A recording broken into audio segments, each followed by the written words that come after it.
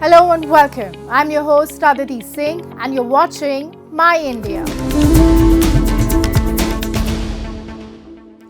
The Raisina Dialogue, held annually in New Delhi, enhances India's diplomatic ties through global discussions on geopolitics, security and economics. The 10th edition brought together prominent world leaders to address global security, economic challenges and India's strategic role.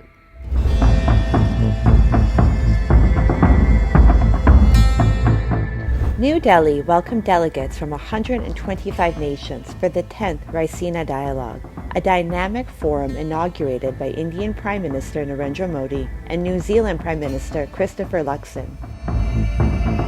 Centered on the theme Kalachakra, People, Peace and Planet, the 2025 edition ignited vital conversations on trade, climate action and security, reaffirming India's pivotal role in shaping the global narrative. The world order is clearly undergoing a great churn. This requires leadership, the kind that we have in the room today. It requires systems to think differently, not simply falling back on old assumptions to deal with new situations. And it requires honest conversations, fresh ideas, and creative solutions. The value proposition that Raisina offers in that regard is higher than ever. So I know I speak for all of you in saying, let the dialogue begin. The Raisina Dialogue brought together global leaders to discuss 6 key themes: political shifts, environmental challenges, digital governance, trade, development, and peace. These discussions address 21st century challenges, fostering innovation and global cooperation. Leaders widely praised India's growing influence and key role in international diplomacy. India is a crucial economy for the world economy, and it's one of the fastest growing countries in the world, so it plays a crucial role in economic terms. But of course India also plays a crucial role in political terms, helping bring a crucial country in the Indo-Pacific, but also building bridges between North and South, between East and West, and we have seen this capacity of India during its G20 presidency. U.S. Director of National Intelligence Tulsi Gabbard, speaking at the Raisina Dialogue, emphasized peace and stability for Indo-Pacific security. Earlier, she met Prime Minister Modi to discuss India-US ties, global security, and shared strategic interests. It's a vast and critical region that's not just a geographic space. It is the geopolitical center of gravity for the 21st century. So ensuring peace and stability here is essential to our collective security, our objective of economic prosperity, and our ability to work together to take on the great challenges of our time. And we must tackle these challenges together.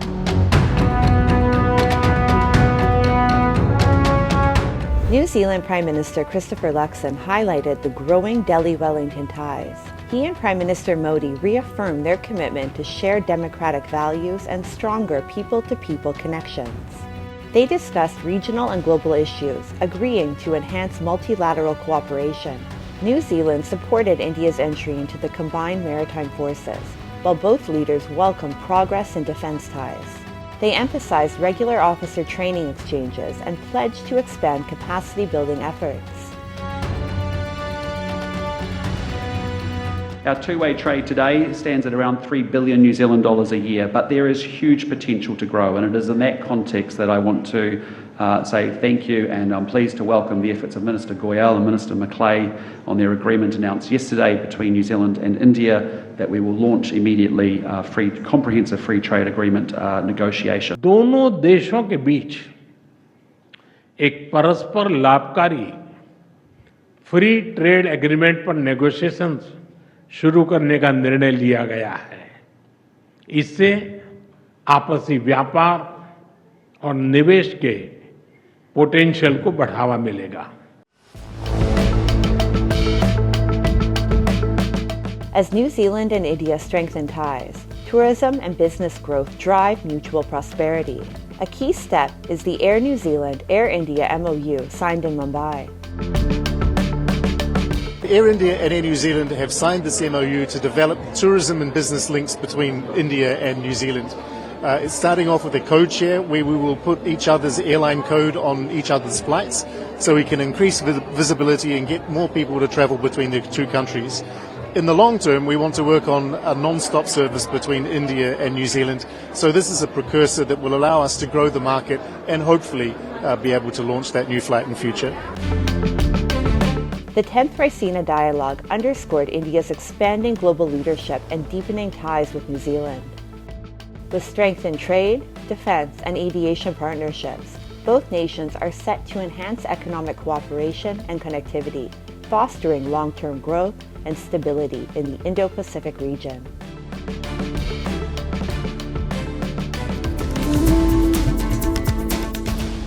India is placing strong emphasis on the sustainable development of its farming community with increasing focus in recent years on alternative farming techniques.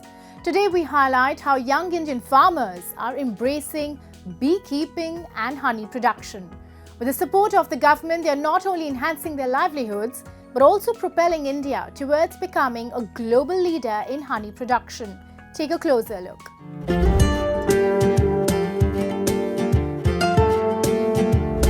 Sonia Zara, a young farmer from Jammu and Kashmir, is breathing new life into her family's beekeeping legacy in Pulwama. Inspired by her grandfather's wisdom, she blends tradition with modern techniques, supported by a government scheme. Defying societal norms, she champions sustainability and women's empowerment, inspiring a new generation of entrepreneurs. सबसे पहले HADP through एक scheme है government की तरफ से जिसमें हमें 80% subsidy मिलती है। उसमें हमें 1,12,000 जो हमें देते हैं। उसके बाद जब हम अपना 1,50,000 इन्वेस्ट करते हैं, मेरे साथ भी सेम ऐसी जो स्कीम मैंने लागू की थी। उसके बाद जो मेरे को 1,12,000 जो मुझे मिले थे, उससे मैंने और कॉलोनीज़ आगे ख़रीदी और आगे जाकर वही कॉलोनीज़ आज जो मेरा इतना बड़ा यहाँ पर प्लेटफॉर्म है। India, a top global honey producer, produces over 135,000 metric tons annually. It exports 50% of its honey, mainly to the USA, UAE, Saudi Arabia, Canada, and Europe. Rising demand for organic honey, scientific beekeeping, and medicinal honey products signals industry growth.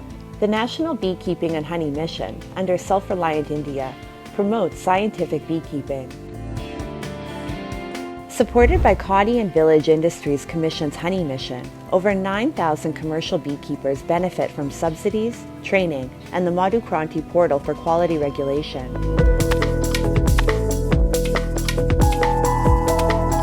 In Gujarat State, the Mission Madhu Makhmi initiative is transforming beekeeping by equipping farmers with specialized training, financial support, and modern infrastructure, significantly enhancing honey production and rural livelihoods.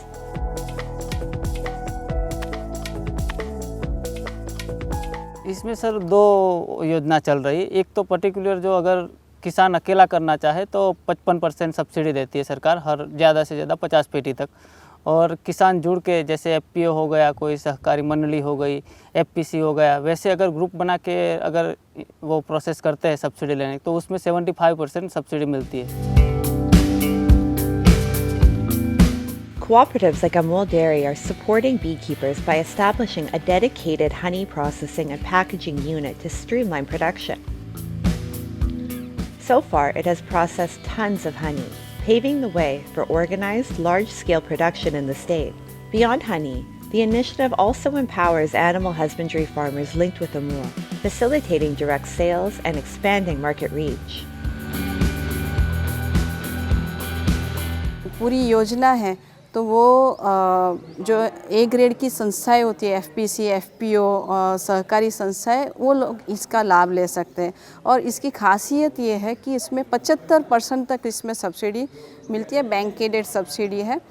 तो maximum इसमें एक जो group होगा तो उसमें हम maximum 500 खेडूतों तक हम इसमें लाभार्थी को खेडूत होना ज़रूरी नहीं है, दूध उत्पादक हो तो भी चलता है, तो उनको हम 500 लाभार्थी तक हम इसमें इंक्लूड कर सकते हैं।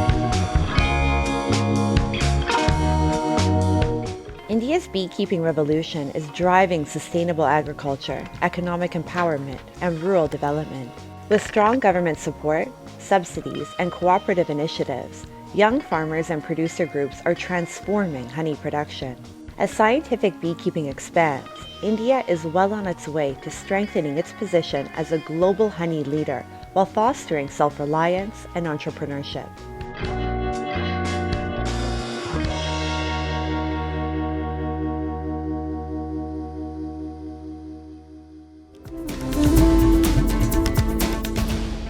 In a grand display of faith and harmony, thousands of devotees from across the country gathered in Karnataka's Kalaburagi for the annual Sri Sharanbasaveshwar Temple Rathotsav. The festival marking the 203rd death anniversary of 18th century Saint Sharanbasaveshwar saw the temple chariot being pulled through the streets with devotion by different communities. The event highlighted unity and spiritual devotion, bringing people together in observing the death anniversary.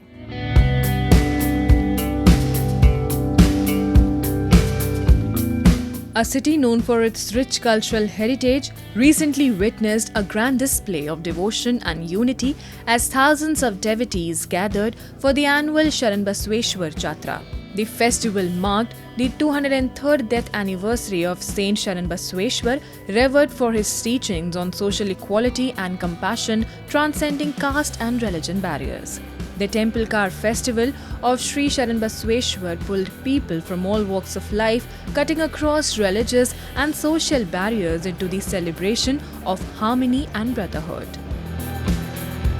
This year it was 203rd Jatra Mahotsav.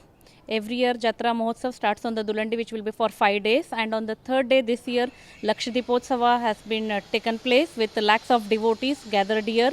And especially in this Rathotsava, many people come to take the blessings of Lord Sharanbasaveshwara. Not only many people, but all the religion people come here to take the blessings of Lord Sharanbasaveshwara. So we can say that a brotherhood is been followed at this place.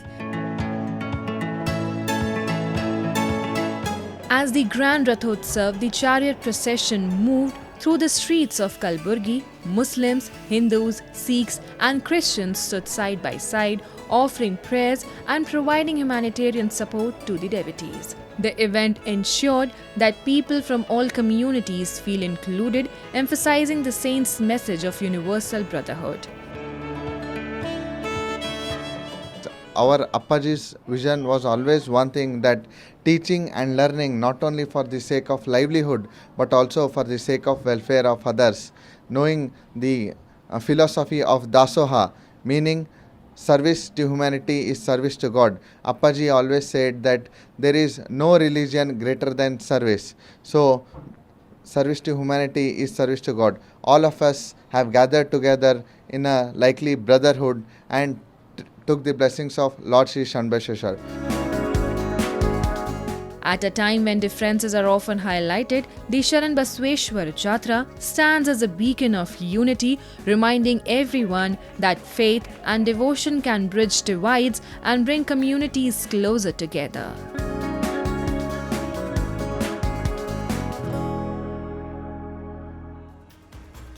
Now, let's delve into World in Focus, featuring the latest global developments and events shaping our world.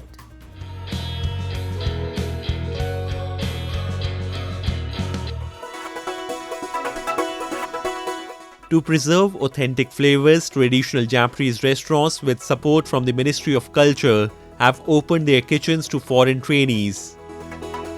限られた時間の中で正しく食材を扱うとか、旬のものをどう見せていくかとか、そういったことを実際に学んでいただけるいい機会だったんじゃないかなと考えています。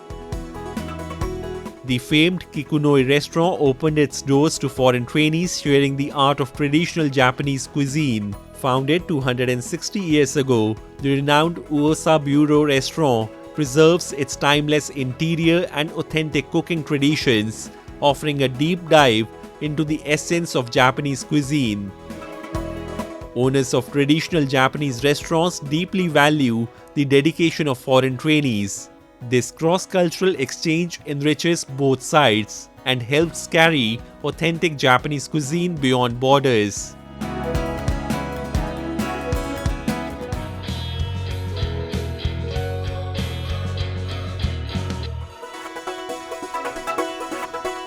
Wearing vibrant traditional Kurdish costumes, crowds gathered in Kamishli on March 21 to celebrate Nowruz Spring Festival for the first time after the fall of Syria's Assad. Men and women danced to music as they raised Kurdish flags to mark the special day. The celebrations this year come after the Kurdish-led and US-backed Syrian Democratic Forces, which controls much of Syria's oil-rich northeast, signed a deal with the Damascus government earlier this month to join Syria's new state institutions. In the Iranian calendar, Nowruz marks the first day of spring and the vernal equinox, and it is celebrated by more than 300 million people all around the world, according to the United Nations. It is an important festival in Kurdish culture in which people gather to play games, dance, and eat.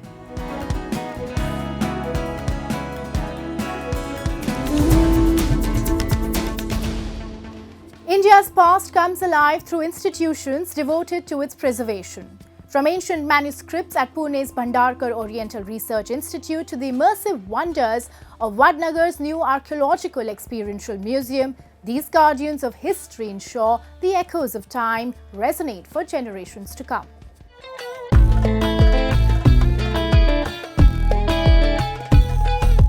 Inked with wisdom and bound by time, these ancient manuscripts echo civilizations long past, yet never forgotten.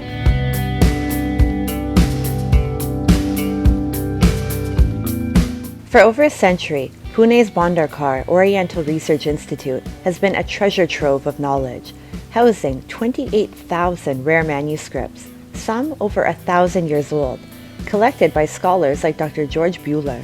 Beyond manuscripts, its library boasts 115,000 books on diverse subjects, from Vedic literature and Sanskrit epics to Ayurveda, astronomy, and Jain and Buddhist texts.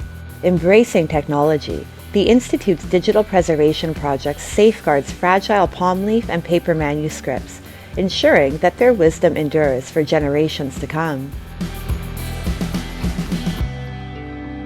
As far as digitization is concerned, around about 14,000 manuscripts from our institute has been digitized already, and maybe in another 2 or 3 months we are going to publish them in our library.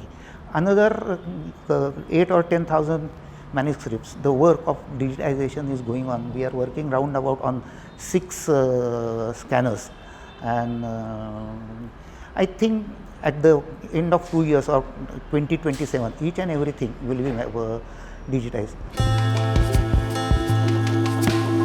Beyond preservation, the Institute actively promotes India's intellectual traditions through seminars, workshops, and publications.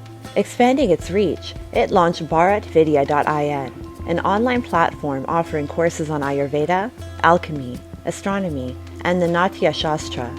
Recognized by Prime Minister Narendra Modi in Mann Ki Baat, this initiative showcases how technology is amplifying India's heritage. We had a course which was eccentric to America, and that course also has got round about 400 and not only Indian American but American people also joined that course. So I think Nirmala ji Sitaraman, who came here for our opening of this platform, mentioned it about the courses in her Twitter handle, and was covered by Prime Minister also. So he explained it in Mann Ki Baat. He told how a new technique can help our heritage to go abroad and know the whole world as such what Indian heritage is. So he mentioned it in Mann Ki Baat about these courses and how this institute is working.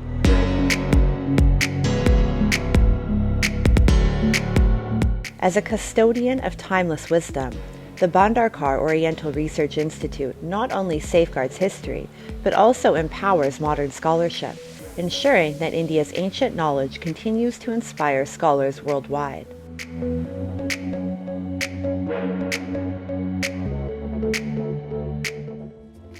India, home to one of the world's oldest civilizations, thrives on its rich heritage, wisdom, diversity, and timeless traditions. Vadnagar, in the western state of Gujarat, is an ancient civilization where ongoing preservation and excavation efforts reveal its rich past, uncovering ancient structures and cultural heritage.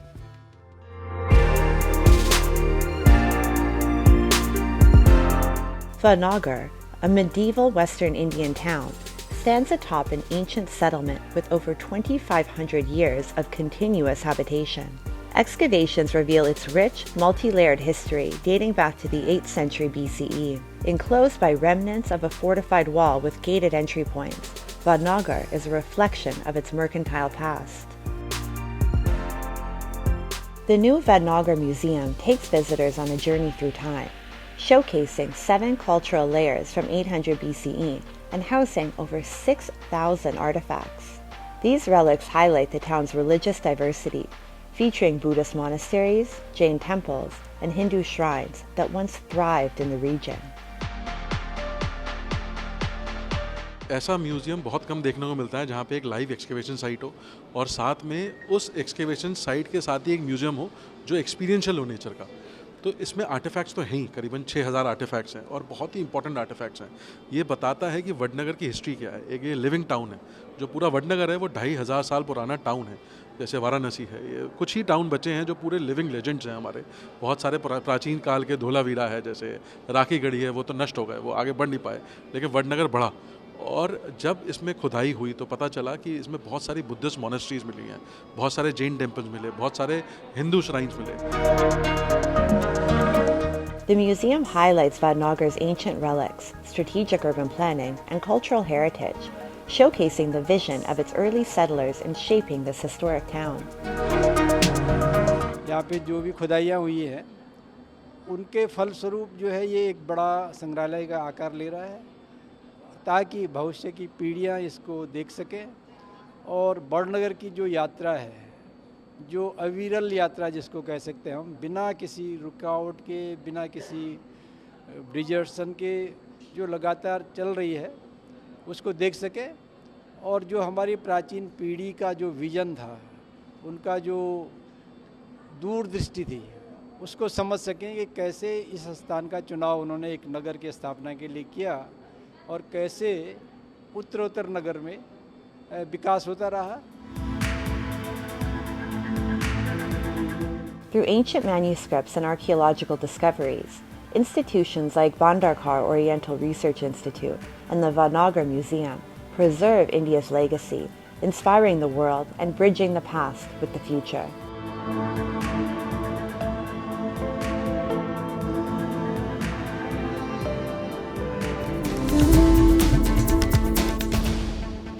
India's tourism sector is thriving, drawing visitors year-round from Kashmir's enchanting valleys to Kanyakumari's scenic shores. While Kashmir remains a top attraction, Jammu's hidden gems, Bhadarwah, Patni Top, Nath Top and Sanasar are emerging as breathtaking destinations. Beyond fueling millions of livelihoods, tourism weaves together the cultural and natural essence of each region, making it a cornerstone of India's vibrant identity. Bhadarwah, often called the mini Kashmir, captivates visitors with its lush meadows, snow-capped peaks, and serene landscapes. Renowned for its pleasant weather year-round, the valley offers a true winter wonderland experience, complete with snowfall and thriving winter tourism. Beyond its breathtaking scenery, Bhadarwah is a perfect retreat for those seeking peace and tranquility. While much of the country welcomes summer, this picturesque valley remains draped in snow, drawing travelers eager to embrace its crisp, refreshing air and serene charm. बहुत जगह गए हैं घूमने के लिए। यहाँ हम पहली बार आए हैं भदरवा के गोल्डा में लेकिन यहाँ का एक्सपीरियंस बहुत बढ़िया। यहाँ की वादियों में बर्फ़ बहुत अच्छी है, एकदम बर्फ़ वाइट है। मतलब और जगह जाके हमें इतना अच्छा फील नहीं हुआ जितना यहाँ के फील हुआ हमें। यहाँ बहुत ही बढ़िया लग रहा है हमें, और इतनी बर्फ़ हमने पहले कहीं नहीं देखी जितनी यहाँ देखी है हमने। टूरिस्ट सीज़न जो है ऑन है, टूरिस्ट जो है डे बाय डे फिगर जो है बढ़ रहा है, ये एक बहुत अच्छी बात है। With rising tourism in Badarwa, hotels and homestays have grown significantly. Homestays offer a warm, home-like experience with clean rooms, local cuisine, and fresh, organic meals. Their welcoming atmosphere and scenic views attract many travelers over costly luxury hotels, making homestays a preferred choice. हम यहाँ ठहरे हैं home stay पे। यहाँ के rooms बहुत ही अच्छे हैं और खाना भी बहुत ही अच्छा है। आप जब चाहो यहाँ पर आ सकते हो। यहाँ की अवेलेबिलिटी बहुत ही अच्छी है, स्टाफ भी बहुत ही अच्छा है और आपको फूड भी बहुत ही हाइजीन मिलेगा। लोग जो है बड़े बड़े अच्छे लोग जो है वो होम स्टे को ज़्यादा पसंद कर रहे हैं और मुझे बहुत अच्छा रिस्पांस मिल रहा है। तो मकसद जो है कि हम अपने गेस्ट को जो है लोकल कुजीन खिलाएं, लोकल जो ये यहाँ ट्रेडिशन है उसका शोकेस करें।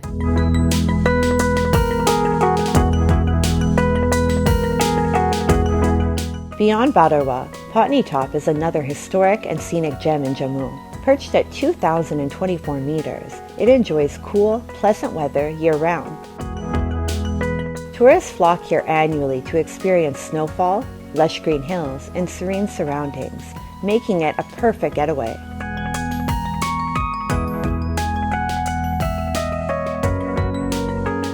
And I'm here with my friends, and I'm here on Rathotsav, and I would really suggest everyone to please come over here. The guides are so helpful over here. The view is fantastic, and I would urge everyone to at least once come here if you travel to Jammu Kashmir. हम लोग दिल्ली से जम्मू घूमने आए थे और यहाँ पर बहुत मज़ा आ रहा है। हम फ्रेंड्स के साथ सब आए हैं और यहाँ पे बहुत सारी बर्फ़ गिरी हुई है और व्यू भी बहुत सुंदर है, बहुत सुंदर लग रहा है। आप यहाँ लोग ज़रूर आइए।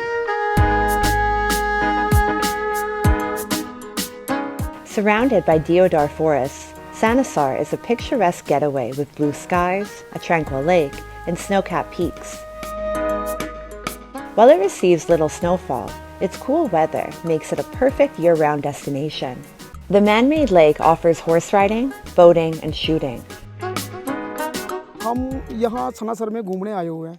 यहाँ का वातावरण बहुत अच्छा है, एकदम पानी है, बर्फ़ है, नेचुरल पहाड़ है, नेचुरल पत्ते हैं, ये वो सब कुछ यहाँ बहुत अच्छा है। यहाँ किश्तियाँ हैं, यहाँ पे कुछ मतलब बहुत कुछ है यहाँ देखने के लिए।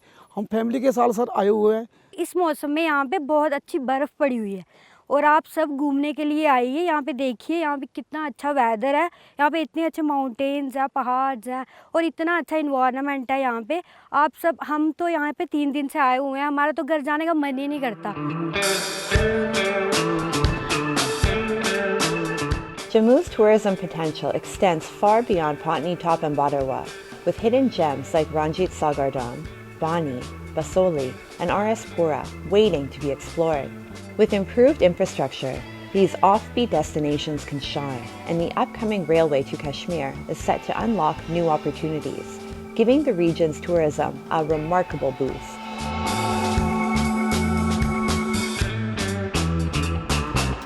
From iconic landmarks to offbeat retreats, India's tourism thrives, ensuring that every journey is a celebration of its beauty and diversity.